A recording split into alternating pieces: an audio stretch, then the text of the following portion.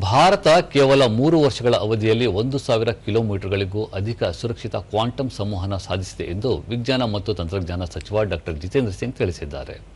ದೆಹಲಿಯಲ್ಲಿ ನಡೆದ 3ನೇ ಇಂಡಿಯಾ ಇಂಟರ್ನ್ಯಾಷನಲ್ ಫಿನ್ಟೆಕ್ ಫೆಸ್ಟಿವಲ್ನಲ್ಲಿ ಅವರು ಬ್ಯಾಂಕಿಂಗ್ ವಲಯ, ಹಣಕಾಸು ಸಂಸ್ಥೆಗಳು, ತಂತ್ರಜ್ಞಾನ ಕಂಪನಿಗಳು ಹಾಗೂ ಸ್ಟಾರ್ಟ್ಅಪ್ಗಳ ನಡುವಿನ ನಿಕಟ ಸಹಕಾರದಿಂದ ಭಾರತದ ಫಿನ್ಟೆಕ್ ಕ್ಷೇತ್ರವು ದೇಶದ ಆರ್ಥಿಕ ಪರಿವರ್ತನೆಯ ಪ್ರಮುಖ ಚಾಲಕ ಶಕ್ತಿಯಾಗಿ ಹೊರಹೊಮ್ಮಿದೆ ಎಂದು ಹೇಳಿದರು.